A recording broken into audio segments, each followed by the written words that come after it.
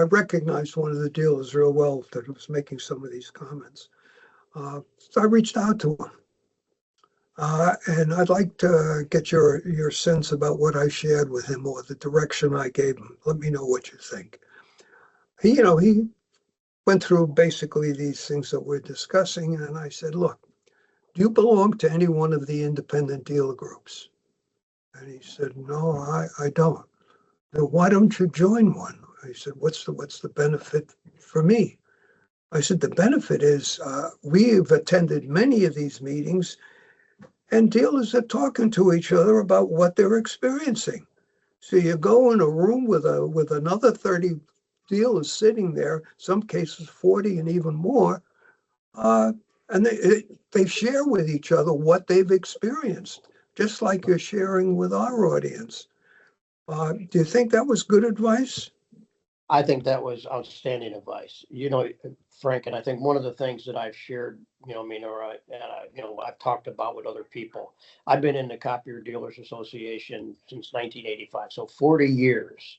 We meet 3 times a year, and I missed one meeting in that time frame. And that was because of something that I was chairman of the board of a CARTI, which is our, it's a cancer research place in Arkansas, and that happened to be the opening. However, I did make up that meeting when we went to Cancun, and Cancun had that hurricane come through, but we were there. So I always figured I'd made all the meetings. We didn't have it.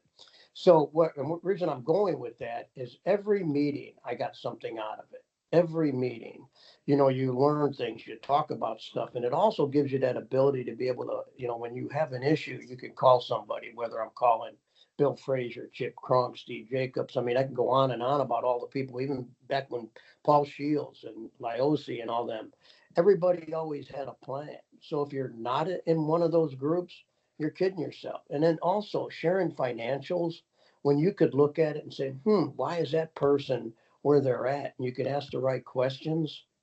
That helps you because you can make a determination real quick, especially, with Todd Johnson and really going through this stuff and him sharing the information, and you could call him up and saying, okay, how do I address this? I think you're missing out if you're not doing it. I really do. It just seems so natural to me. I mean, it's the same in every dealer group. CJ and I were at an ICDA meeting, and at the end of the formal session, they have their discussion, and a lot of times the dealer groups don't want to have outsiders sitting in on that and ask us to leave. This group, we're welcome to sit with them, and it was very interesting. Is anybody doing such and such? That's the way they start. I'm looking at taking this on. What can you share with me? I think that's unbelievable. That's right. You're talking to somebody, like you, who's been doing it. I remember a lot of conversations that Bill Frazier and I would have over things that just, he would say something. And, what was always interesting about, even after coming home with all those meetings, when I would come back, everybody would want to know in the company, what are we going to do differently? And they would cringe sometimes when I get back, but all of it was always good information. And you could always follow up on things. And a lot of times, somebody's experienced something that we didn't know, and you could go into a situation with that much more knowledge to make it start off better for you. I advocate dealers joining any one of the 6 groups. I think they're all good. They're dealers who are all looking out to help each other and learn for themselves. Just as you said, you're learning something every time you go.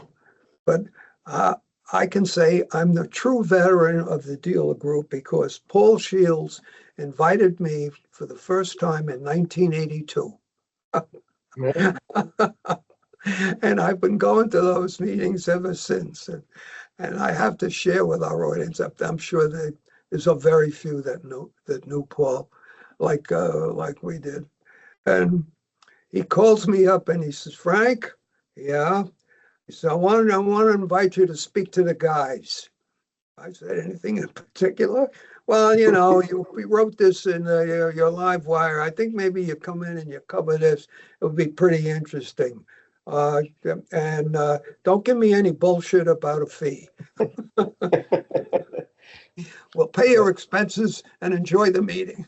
But that was my introduction into attending deal groups, and I've learned so much from attending those things. Paul, myself, Nick Liosi, and Jim Fuchs played golf, and you talk about a trip. You know, I mean, it was great times just sitting there listening to these guys. And Paul was always trying something new, so you know, you could always learn and sit and see things. And sometimes we'd let them do it and then see if we liked it. You know, it was kind of like one of the first things coming up with was when he talked about having the one cost per copy, having toner and everything in it. You know, there were a lot of people who were freaking out about that to begin with. And then it turned out to be the best decision that all was ever made, was putting everything in the service contract. Two questions continue to permeate any discussion with dealers: the lack of profitability and the need to diversify, and sometimes very difficult to diversify. What would be your advice to a dealer about those two questions? Well, the second one's a little easier. You have to diversify. I mean, you just have to, you know, you got to start learning that stuff. I mean, and that's really what I talked about, being in managed services, selling voice over IP, cybersecurity, and even in the copier side, you know, you got document imaging, you've got other avenues that you've got to look at to try to get to.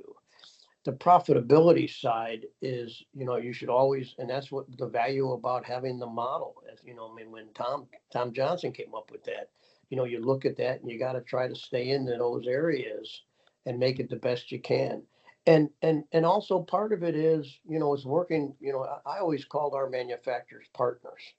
You know, and when you have a partner that you can work with, and you would work with them and they would help you to be able to get to those levels that you need to. Now there's commitments on both sides. You know, you can't just say, hey, just give us the best price you can. You got to work with them to make a commitment. And I think those are the things that help when you're going after, you know, to try to keep yourself not just profitable, but new business. The other side is, I think sometimes some people, they question and they want to cut. And I think if you cut too much and you stop growing, you're in trouble. You know, you got to really keep looking at growing the business. So it is an investment to try to have these people sometimes going into a new area. I mean, you see a lot of people going into different markets. And I think you just got to be careful, but you got to know when you go into them, what is your outcome? You know, Barry, it's a real pleasure having you on the program, and I'm glad you're in one way, as a friend, that you decide now's my time to just chill and go. God bless you. Enjoy, and always remember we're here if we can ever do anything for you. Well, thank you, and I've always been part of it, Frank. Always look forward to the gala, and also, you know, I mean, I remember all those breakfasts and stuff we used to have, Yeah. and we're still going to get together in 2027 at the Greenbrook. So don't forget about that. 2020, 27, you're on. Yeah, 2020. Well, not 2027. I may have, but 2027 is going to be the 50 years for CDA.